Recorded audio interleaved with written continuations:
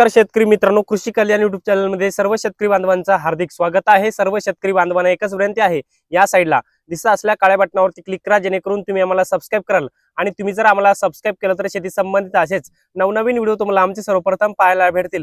तर शेतकरी मित्रांनो, आपण या व्हिडिओच्या माध्यमातून खरीप हंगाम 2024 च्या उर्वरित 75% आणि 25% वैयक्तिक आणि 25% वैयक्तिक आणि 25% अग्रिमच्या पीक विम्याच्या वाटपा संदर्भात एक महत्त्वाचा असा अपडेट घेण्याचा प्रयत्न करणार आहोत।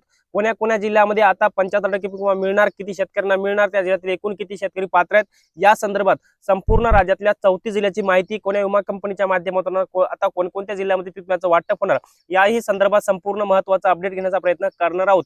तर नमस्कार, मी ज्ञानेश्वर सवंडकर स्वागत करतो कृषी कल्याण YouTube चॅनल मध्ये। सर्वांना एकच विनंती आहे, व्हिडिओ शेवटपर्यंत पहा, जेणेकरून हे पीक विम्याचा अपडेट तुम्हाला कळेल।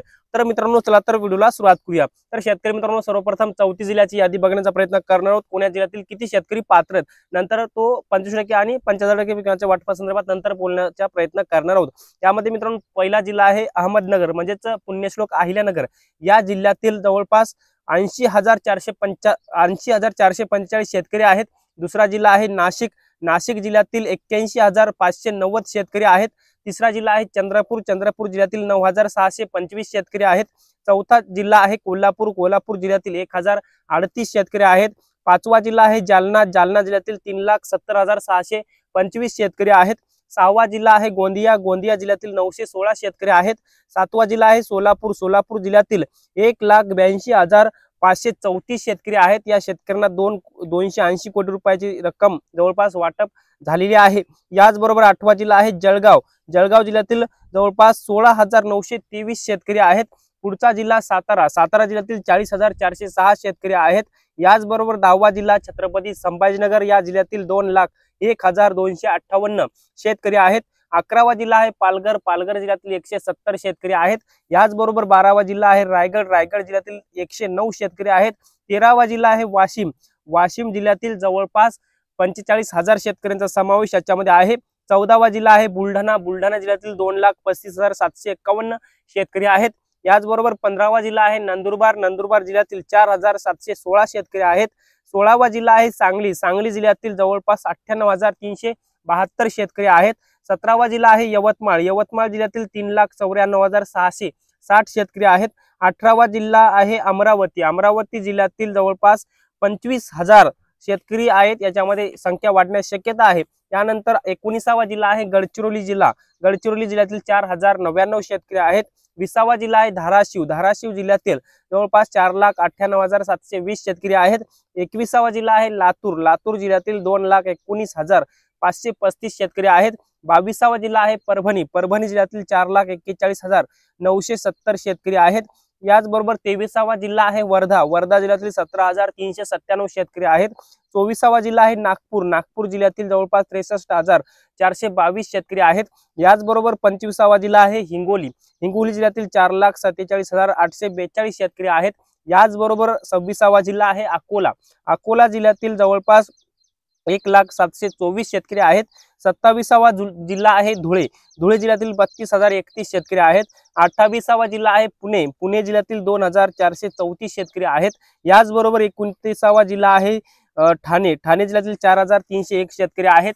रत्नागिरी जिल्ह्यातील 461 शेतकरी, सिंधुदुर्ग जिल्ह्यातील 8,300 शेतकरी। याचबरोबर नांदेड जिल्ह्यातील 5 लाख पेक्षा जास्त शेतकरी, 5,38,000 शेतकरी।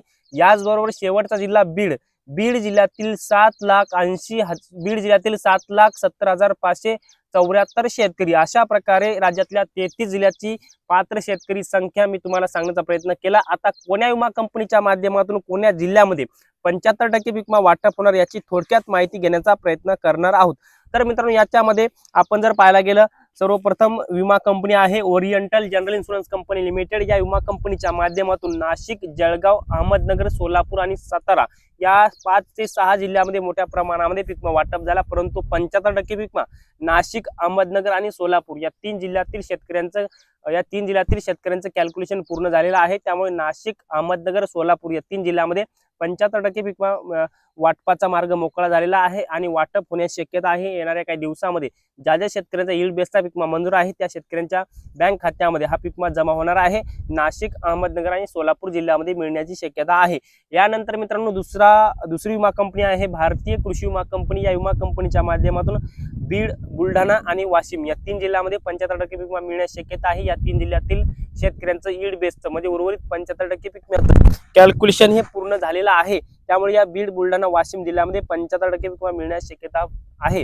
यानंतरची विमा कंपनी आहे HDFC Ergo general insurance company limited.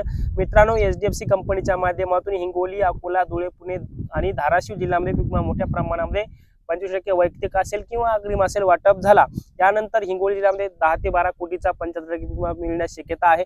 यानंतर अकोला जिल्ह्यामध्ये सुद्धा तीच परिस्थिती आहे, परंतु धाराशिव जिल्ह्यामध्ये थोडा जास्त 75% पीक विमा मिळण्याची शक्यता जास्त आहे. यानंतरची विमा कंपनी आहे universal Sompo general insurance company limited. मित्रांनो, या विमा कंपनीच्या माध्यमातून जालना, गोंदिया, कोल्हापूर या 3 जिल्ह्यामध्ये पीक विमा मोठ्या प्रमाणामध्ये वाटप झाला. परंतु आपण जर पाहायला गेलं तर या 3 जिल्ह्यापैकी फक्त एका जिल्ह्यामध्ये 75% पीक विमा मिळण्याची शक्यता आहे, तो म्हणजे युनिव्हर्सल कंपनीच्या माध्यमातून जालना जिल्ह्यामध्ये हा 75% पीक विमा मिळण्याची शक्यता आहे. जालना जिल्ह्यातील शेतकऱ्यांचा मोठ्या प्रमाणामध्ये यील्ड बेसला म्हणजे पीक कापणी आणि पीक काढणीला नुकसान झालं होतं. त्या शेतकऱ्यांनी मोठ्या प्रमाणामध्ये क्लेम केले होते. अशा क्लेम केलेल्या शेतकऱ्यांचं कॅल्क्युलेशन पूर्ण झालेलं आहे आणि ज्या ज्या शेतकऱ्यांना हा पीक विमा मंजूर आहे त्या शेतकऱ्यांना आता लवकरच वाटप होणार आहे. यानंतरची विमा कंपनी आहे SBI life general insurance company limited. मित्रांनो, या विमा कंपनीच्या माध्यमातून लातूर जिल्ह्यामध्ये मोठ्या प्रमाणामध्ये जवळपास 180 कोटीचा पीक विमा वाटप झाला, ज्याच्यामध्ये अग्रिम आणि वैयक्तिक क्लेमचा पीक विमा. परंतु लातूर जिल्ह्यामध्ये सुद्धा मोठ्या प्रमाणामध्ये आता यील्ड बेसचं कॅल्क्युलेशन झालेलं आहे. त्यामुळे 75% पीक विमाचा वाटपाचा मार्ग मोकळा झालेला आहे. त्यामुळे या सुद्धा जिल्ह्यामध्ये 75% पीक विमा मिळणार आहे. यानंतरची विमा कंपनी आहे ICICI Lombard general insurance company limited.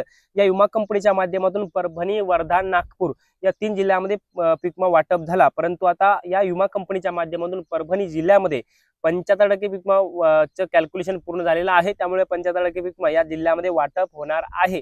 यानंतरची विमा कंपनी आहे Reliance general insurance company limited. या विमा कंपनीच्या माध्यमातून यवतमाळ, अमरावती आणि गडचिरोली जिल्ह्यामध्ये मोठ्या प्रमाणामध्ये पीक विमा वाटप झाला. परंतु रिलायन्स कंपनीच्या माध्यमातून यवतमाळ आणि अमरावती जिल्ह्यामध्ये 75% पीक विम्याचं कॅल्क्युलेशन हे पूर्ण विमा कंपनीच्या माध्यमातून पूर्ण झालेलं आहे. या जिल्ह्यामध्ये आता 75% पीक विमा वाटप होणार आहे. यानंतरची विमा कंपनी आहे United India general insurance company limited. या विमा कंपनीच्या माध्यमातून नांदेड, ठाणे, रत्नागिरी आणि सिंधुदुर्ग या 4 जिल्ह्यामध्ये पीक विमा मोठ्या प्रमाणामध्ये वाटप झाला. परंतु युनायटेड इंडिया कंपनीच्या माध्यमातून फक्त नांदेड जिल्ह्यामध्ये 75% पीक विमा वाटपाचा मार्ग मोकळा झालेला आहे, कारण की या जिल्ह्यामध्ये मोठ्या प्रमाणामध्ये पीक कापणी आणि पीक काढणीच्या अहवालावर नुकसान झालं होतं शेतकऱ्यांचं. त्यामुळे या जिल्ह्यामध्ये सुद्धा आता 75% पीक विमा मिळणार आहे. यानंतरची विमा company Cholamandalam MS general insurance company limited. या विमा कंपनीच्या माध्यमातून छत्रपती संभाजीनगर जिल्ह्यामध्ये हा खरीप हंगाम 2024चा उर्वरित 75% पीक विमा मिळणार आहे. पीक कापणी आणि पीक काढणीच्या अहवालाच्या आधारावर त्या जिल्ह्यातील शेतकऱ्यांना पीक विमा मिळणार आहे. ज्या ज्या शेतकऱ्यांचा 75% पीक विमा मंजूर आहे त्या शेतकऱ्यांना 75% पीक विमा मिळणार आहे. किमान हेक्टरी 2000-3000 रुपये हा पीक विमा मिळू शकतो. जास्तीत जास्त 30,000-40,000 रुपये प्रति हेक्टर हा पीक विमा शेतकऱ्यांच्या बँक खात्यामध्ये जमा होऊ शकतो. जवळपास काही जिल्ह्यामध्ये हेक्टरी 30,000-40,000 सुद्धा, जवळपास लातूर जिल्ह्याचं उदाहरण जर आपण घेतलं तर हेक्टरी 30,000-40,000 रुपये सुद्धा पीक विमा त्या जिल्ह्यातील शेतकऱ्यांना 75% येऊ शकतो. आणि हिंगोली जिल्ह्याचं उदाहरण घेतलं तर हिंगोली जिल्ह्यामध्ये हा 75% पीक विमा हेक्टरी 2000-3000 सुद्धा येऊ शकतो. म्हणजे 3-4-5,000च्या वर या जिल्ह्यामध्ये पीक विमा येणार नाही, कारण की अशा पद्धतीचं कॅल्क्युलेशन झालेलं आहे. आणि हे सगळं अपडेट मी तुम्हाला देण्याचा प्रयत्न केलेला आहे. तर मित्रांनो, आपण या व्हिडिओच्या माध्यमातून खरीप हंगाम 2024च्या पीक विम्याच्या वाटपा संदर्भात एक महत्त्वाचा असा अपडेट घेण्याचा प्रयत्न केला. हे छोटंसं अपडेट तुम्हाला कसं वाटलं कमेंट्स मध्ये नक्की कळवा. धन्यवाद.